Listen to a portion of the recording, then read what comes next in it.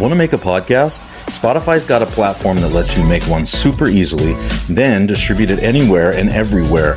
You can even earn money all in one place for free. It's called Spotify for Podcasters, and here's how it works. Spotify for Podcasters lets you record and edit podcasts right from your phone or computer, so no matter what your setup is like, you can start creating today. Then you can go ahead and distribute your podcast to Spotify and anywhere else podcasts are heard. Video podcasts are also available on Spotify. And when you want to take the conversation with your fans to the next level, Q&A polls are the best way to get them talking. With Spotify for Podcasters, you can earn money in a variety of ways, including ads and podcast subscriptions. And best of all, it's totally free with no catch. We've been using Spotify for Podcasters, and we highly recommend you give it a try.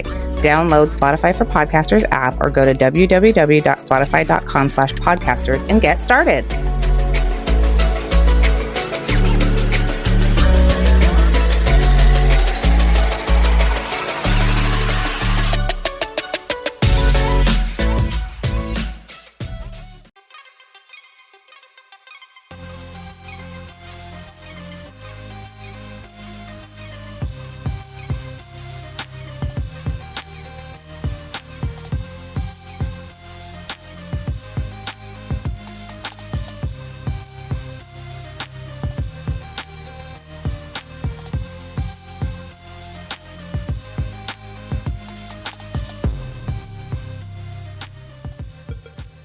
All right, everybody. Welcome back to That's So Fringy podcast. I'm Rick.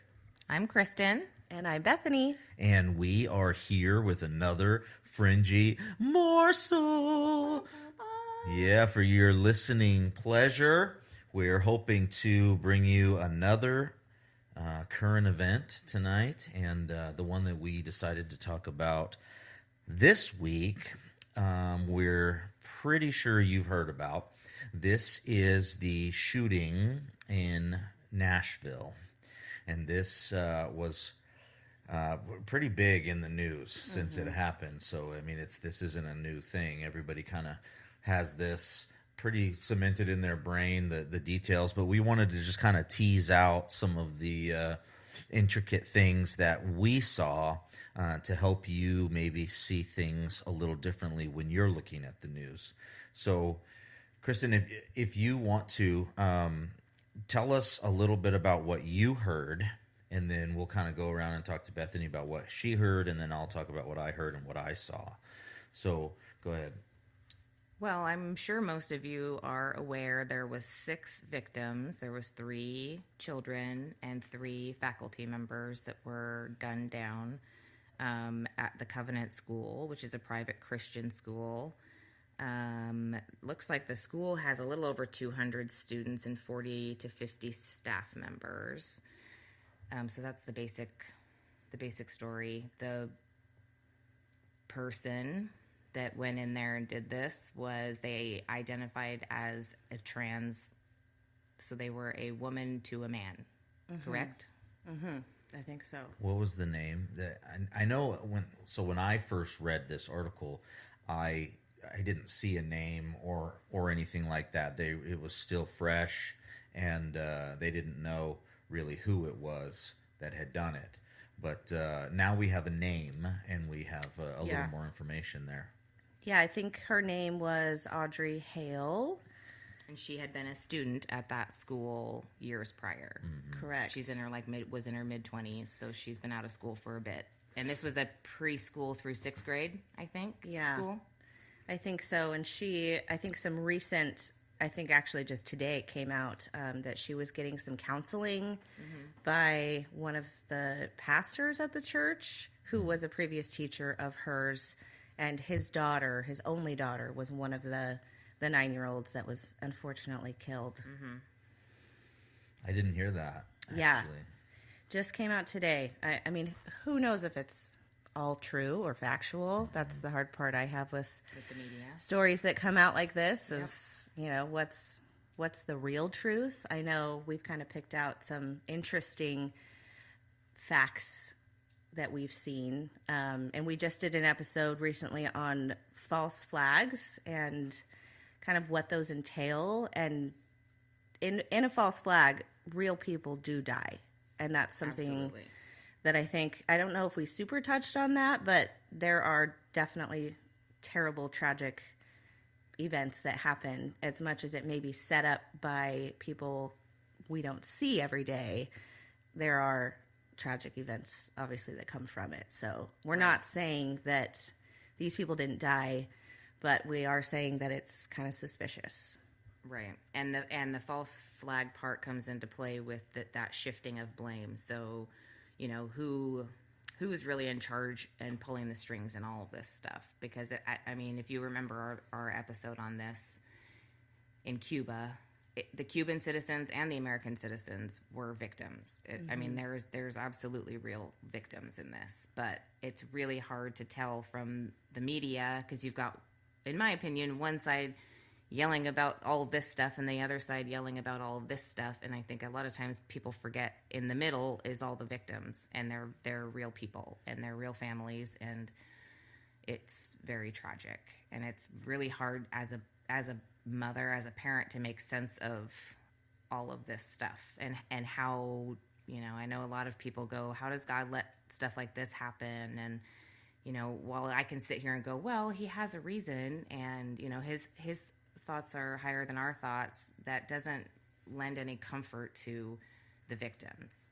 And that's the hard part that I think we all have to wrestle with. Mm-hmm.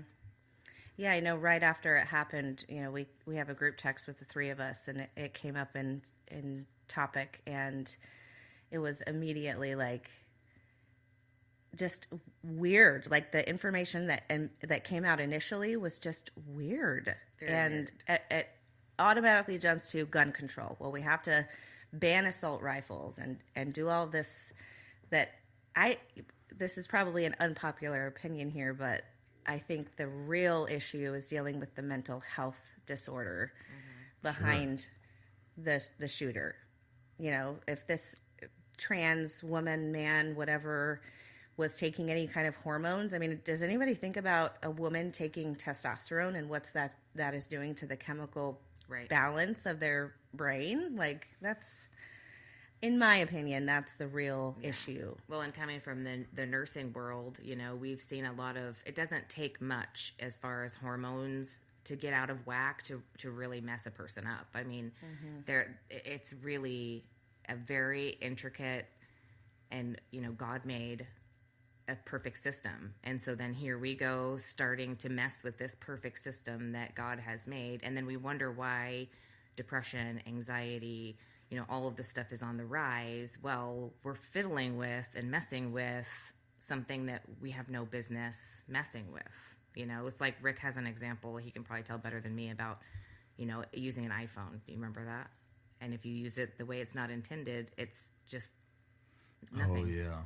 It's like a paperweight. If you take it and mess with all the settings and stuff in your iPhone, it's a cool piece of technology, but it's not going to work right. Yeah, when I talk about gun control, and I'm very pro Second Amendment, and that's because I'm an American and I believe in the Constitution, and I'm not asking anybody else to say that for themselves. I'm saying that's what I believe as an American, is that we have a constitutional right to keep and bear arms in the event, not that we want to go hunting, but that we have a fascist dictatorship trying to rise up and control us and hold us down, because the whole reason that that America was started was to have freedom, to freedom of religion, freedom of choice, to be who you wanted to be, to have your own land and be left alone. And part of that is having protection for yourself and your land, because I mean, we would all be dumb to think that nobody's going to come and try to take what you have. I mean, we know that that's the human nature. And so when I explain gun control to people, I say it's like having your iPhone. And when you have your iPhone and you're doing everything with it the way that it's designed, the way that, the people, the engineers in the factory designed it to work, it's going to work just perfectly fine.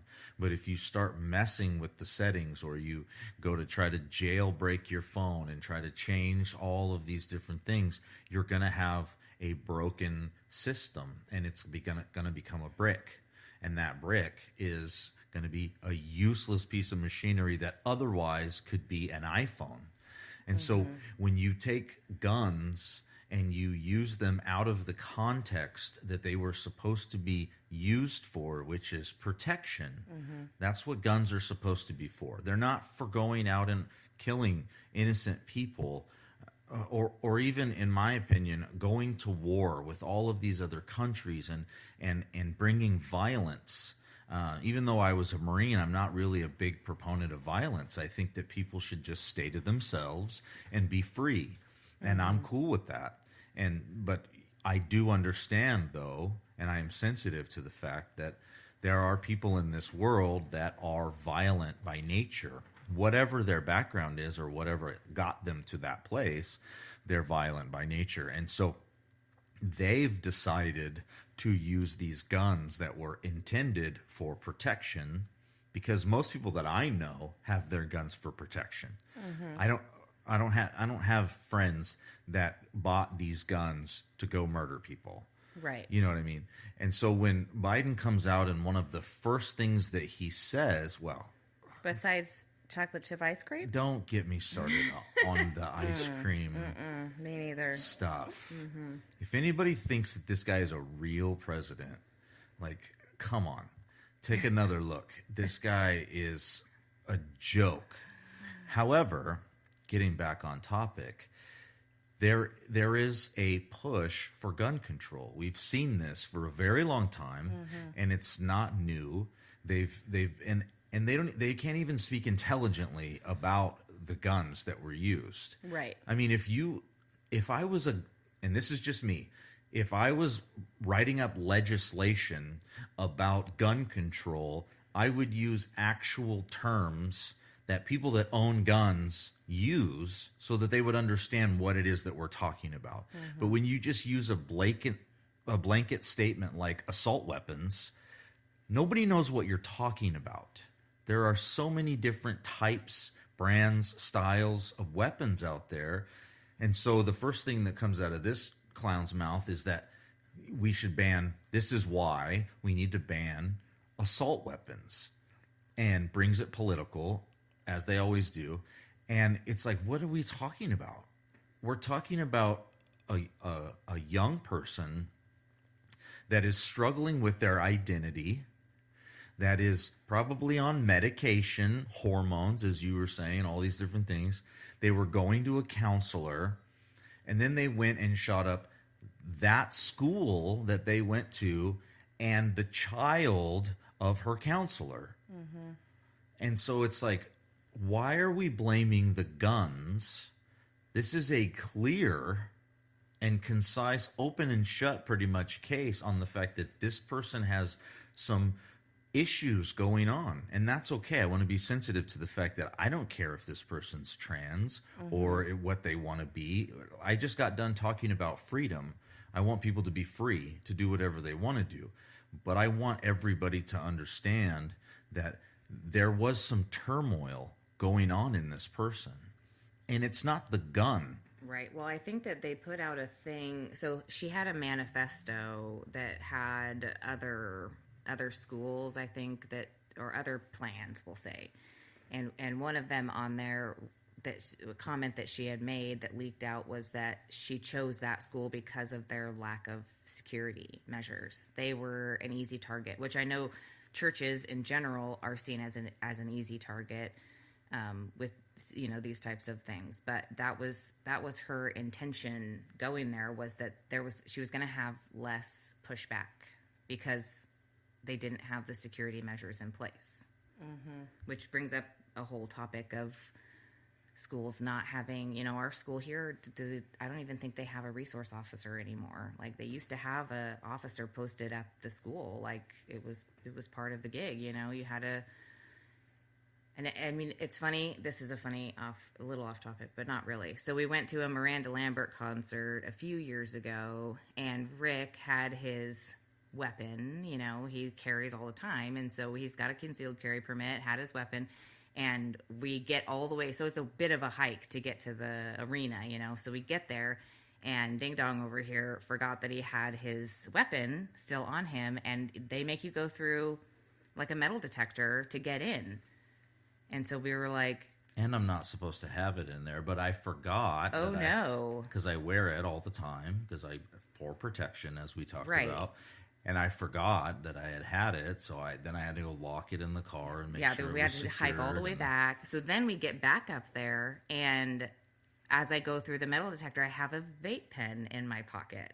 They wouldn't even let me take my vape pen in. I had to throw it away because you're not allowed to have it in there. And I'm like... Okay, so this is the security protocol we have to go to a country music concert. Mm-hmm. And we have no security at these schools. Yeah. It's pretty wild. Also, when has banning anything ever actually worked? Right. Like, Never. the drug problem right now is out of this world. I mean, granted, it's being trafficked in by the CIA, but... That's besides the point. I mean, it's a bit of a glitch. We've banned, banned marijuana for the longest time. And for why? For what? It didn't work. There were still growers growing it. Yep. And now now that it's legal, all of these big conglomerates came in and took over and shut down the small business farmers. And I don't understand the banning of it. And so I have this graph that I found that says mass public shootings in a gun-free zone from 1998 to June of 2019.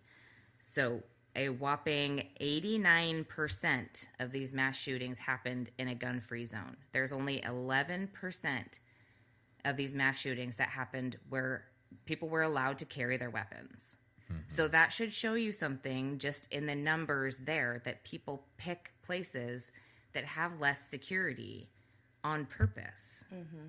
So banning the guns, all you're doing is banning people from being able to protect themselves. Yeah. If somebody does pull out a weapon. Mm-hmm. I mean, it's crazy. If you think about even just at a country music concert, if somebody would have pulled out a weapon, you've got a room full of 100,000 people in there, and probably at least half of them normally carry a weapon, and they don't have them because you wouldn't let them bring them in. So how are we to defend ourselves? We're not. Well, and this is the thing that's always kind of stuck with me, is the fact that and it's not everywhere. I know some school districts and places have allowed it, but there's this thing, in people's mind where the teachers or the principals or, whatever, they're not allowed to get their certificate or go to even if you make the rules really stringent and you say, okay, you got to go to the shooting range this many times and you got to be proficient with your weapon, and we're actually going to make it like a very strict thing. How many teachers would probably volunteer to do that? Probably a lot, because they would want to be trained and they would want to be well equipped. This is the exact same training that we put our troops through, the exact same training that we put our police officers to. And the thing is when you hear, let's put these teachers through this, everybody says, no, we don't want to do that. That's dangerous. We want to leave it to the professionals. Well, the professionals are only professionals because we've all agreed on it. I don't know what the standard of the police department is and how well they're making that standard. I don't know if these cops are doing regular live fire exercises and doing active shooter trainings. I'm assuming that there are in some of the larger departments, but the less funded police departments don't have the capacity or the ability to train at that level. I mean, we're talking active shooter simulated walkthroughs of a building is terrifying. I mean, you could have a threat come from any angle. If you've ever been in a school, I mean, you could come from anywhere. There's classrooms everywhere. There's closets. There's bathrooms. I mean, you're talking they could come from 4 different hallways. You know, it just depends on the school. But there are many opportunities for a police officer to get shot or shoot a kid or not. Wouldn't it be better for the people that work there, that know where all the classrooms are, that know where the office is, that know, you know what I'm saying, that know where all the kids are at that time? Wouldn't it be better for them to be well trained, well equipped, and prepared for this type of a situation? But nobody wants to do that. Nobody wants to talk about it. I remember in our concealed carry class that we did, the very first thing that the lady said was, let me just explain this to you. If you ever pull out your weapon and shoot it anywhere, you will be sued. That was the very first thing she said. Like, this is a big deal and you will get sued, whether you're in the right or whether you're in the wrong. There's going to be repercussions. And she hammered that home the whole time. Like, this, you do not just pull out your weapon and even flash it around or you will get sued. Like, it's a big deal. Yeah. I mean, typically if you're going to pull that trigger, even if it is completely justified, somebody broke into your homes, trying to murder you, whatever, completely justified, you're still going to jail. Right. In a lot of states, you're still going to jail, and there's still going to be a huge investigation and all that. Now, you may not stay in jail for very long, but you are going to probably be leaving in cuffs. Right. And this is the opposition that law-abiding citizens have to go through in order to protect themselves, their family, and their children. Because we think that it's so important that we will take the time out of our night to go to these classes to learn. We go to the shooting range to train and to learn. Not that we're a militia, but we just want to be proficient. If we're going to carry, we want to be proficient. We want to hit what we're intending to hit, those type of things. And you still have hundreds and thousands of law-abiding citizens in America that are carrying guns on a daily basis, even though they have to jump through all of those hoops because it is that important to them. And it's worth it. And these are the people that are protecting America. Right. I mean, you go back to the Uvalde shooting, and you were talking about the police officers. Well, those guys didn't even go in the building. These are trained police officers, and they didn't run to help anybody. Yeah. So, Yeah. who's really protecting us? The people who are responsible gun owners of this country are the ones who are truly protecting us.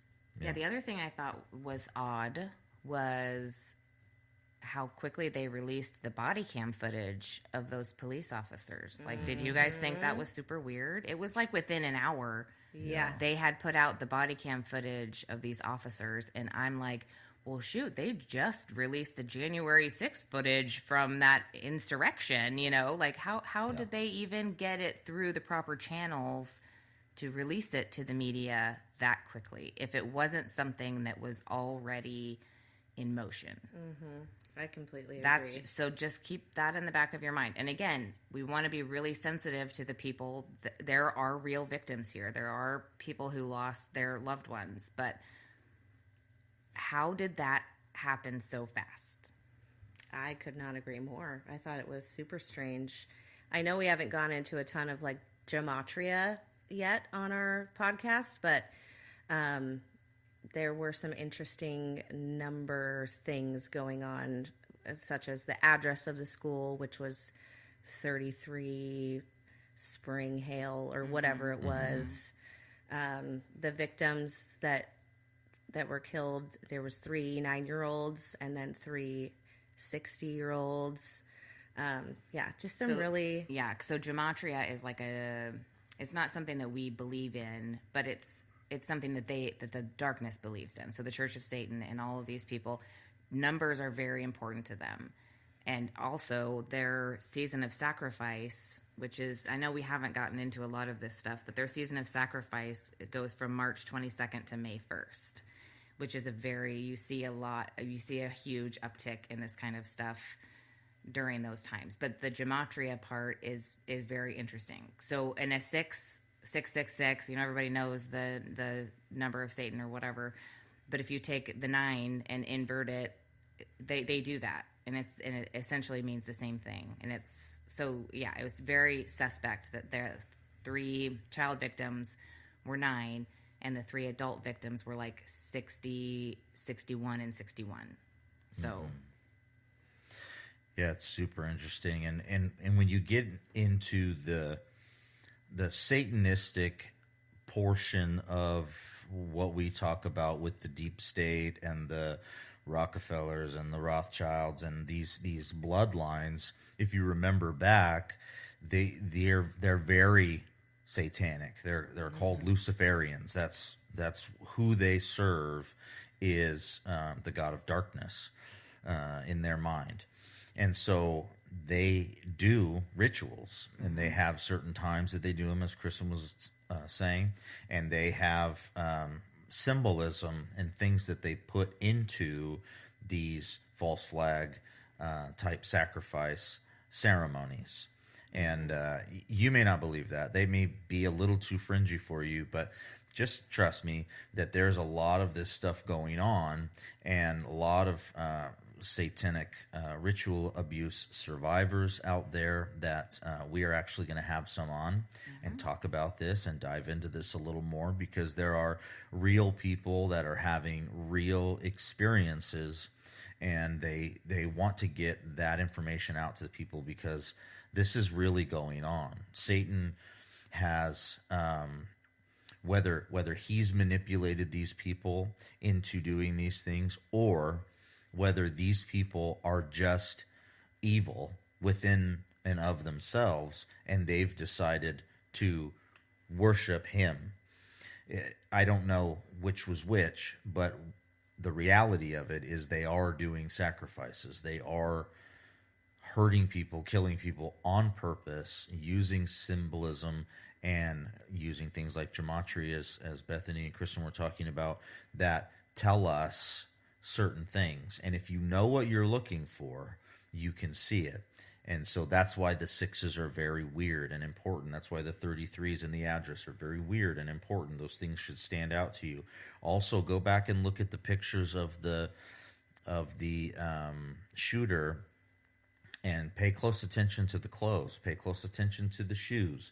Pay close attention to everything that you see, because sometimes when they're filming things, if it's a false flag, just like in a movie, you will see some things that don't make any sense, or some things that might be different. And hopefully our previous episodes on this stuff, like the Who Are They Part 2 and all of that, well, 1 and 2 really, but will open your eyes to start to see some of this stuff, because knowledge is power. So if you know that this stuff is happening, then you have a little bit. So one of those things that I saw was, in one shot, the shooter had on Vans, and then flame Vans, and then in another shot she had on Pumas. So two different types of shoes, entering the building and exiting the building. Obviously, she exited the building in a much different way than she entered, but things like that to be aware of, because I've seen several of them, like inconsistencies, and that there again, if they put out that body cam footage that quickly, and the security footage yes, from inside the school, which is shocking. If you've ever tried to get security footage from anyone, like there was a guy a few blocks away from here who lost his cat, which is awful, and it was like my worst nightmare. Anyway, felt really bad for the guy. So he goes over to McDonald's because the cat's air tag was pinging over by the McDonald's. And just to try to look at the security camera to see if his cat was on the security camera, it took him 3 months. 3 months. Yeah, that sounds about right. I mean, I was literally shocked when the body cam footage came out and the security footage came out. And yeah, she's wearing Pumas going in, and as she's going up the steps to the second floor, she's somehow magically got these flamed up Vans on. I mean, super weird. Super weird. And Super things weird. to just keep in the back of your mind. That's what this whole show is about, is opening your eyes to see. You have to be able to see the evil in order to embrace the light. You have to know what you're fighting for. And it's like that saying where it says, I'm not fighting the people in front of me because I hate them. I'm fighting them because I love the people behind me. That's the whole purpose of this, is to arm yourselves with knowledge. Yeah. Because and you feel helpless when something like this happens. What can you do? What can you say? Well, there's not a lot. pray for God to remove those scales from your eyes, because as that starts to happen, you start to pick up on these things. And gematria and symbolism and colors, it's all a tool that I don't want to say the elite, but the elite, that's how they communicate to each other. Right. We're really not supposed to know about it, but there's been enough people who have dug into it that realize, hey, there's a lot of these weird numbers and colors, but it's actually how they communicate with each other. Right. And we will have an episode later on about some of the symbolism and some of that, because it is really important. And once you start to see it, you start to go, oh, and then you start to connect the dots with the gematria and with the time of the season that we're in, dates wise, like it all starts to make sense. So, but I did have a Bible verse I wanted to read, because, you do get sort of, at least for me, I always just put myself in that situation, and I can't even fathom what these parents and what these family members have gone through, and just the other kids that were in the building. I mean, just the trauma of all of it. It's awful. But in Romans 12:19, it says, "Beloved, never avenge yourselves, but leave it to the wrath of God, for it is written, 'Vengeance is mine; I will repay,' says the Lord." So it's not up to us, as much as it pains us to know that this stuff happens. Vengeance is the Lord's. Yep. And we know that our God is a God of love, but also a God of justice. Yeah. So one day, again, Jesus, we're ready for you. If you want to come down now. Yeah, we have a warrior God. I don't mince words when I tell people we have a God of justice, and there is going to come a day when these bloodlines, these Luciferians, these people that are carrying out these false flags and school shootings, all these different things, they will have a day of reckoning, and that day is going to come, and it might be here sooner than we think, but we need to remember that we have to put our focus on the thing that matters, and that's Jesus. Mm-hmm. We have to put our focus on the thing that matters, which is to be kind to each other, to love each other, as Jesus was saying to his disciples and trying to teach anyone that would listen. He would wash people's feet. He would go out of his way to make people feel comfortable. He told his disciples to turn the other cheek, to go the extra mile, all of those things. These are teachings from our God telling us to be good to each other. And in this time of hardship where people are going through some hard times, it's not fair to say, oh, that was all bullshit. That was all a false flag and blah, blah, blah. That's not what we want to do. We want to say... And have it one side pointing to the other, because you have the folks that pipe in and they're like, oh, we need to have stricter gun laws. And then you have the other people that come in from the other side and they're like, no, we need to arm everybody. And, while all of that, we fall in one category or the other for the most part. Everybody does. But yeah, we just need to find balance. Yeah. There has to be balance. And remember the victims. Remember the people in the middle that didn't have a say. All those people that didn't get a vote. They don't fall into one category or another because they're 9 or they're elementary age. And this is stuff that shouldn't even enter their worlds, but it does. Mm-hmm.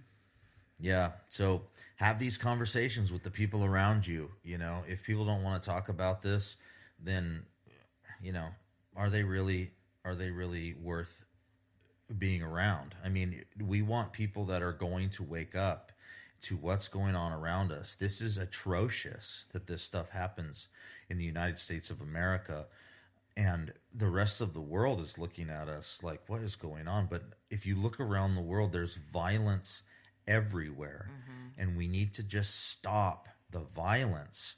And it's not about gun control. It's not about all of it. It's about being nicer to each other. Well, and it's about, like we've said a million times, it's about arming people with the knowledge. Like, now is the time, find a podcast, if it's not this one, find something and send it to people so that they know what's going on. And they're not going to be as devastated by these things in the future because they know why they're happening. And they also know that we serve a just God, and we serve a God that says, vengeance is mine. Yeah.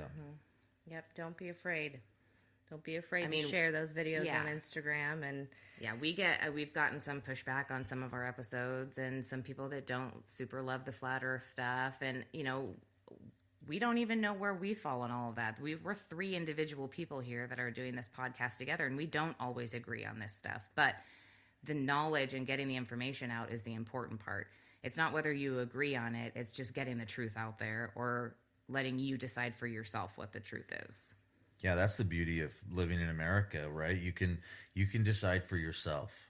That's the beauty of being a human, really, is that you should have a God-given right to decide for yourself what the truth is, based on going through a list of evidence that you've compiled and put together over a period of your life so that you can understand the world that's around you. We understand that you're not going to believe everything that we talk about. We started this podcast so that we could just be fringy and have some fun and let you guys know what we're seeing, because these conversations are so taboo and nobody wants to talk about it that we can't just have a conversation. Like the flat earth, we were talking about that, or like gun control or politics. There's all of these things that are just off limits.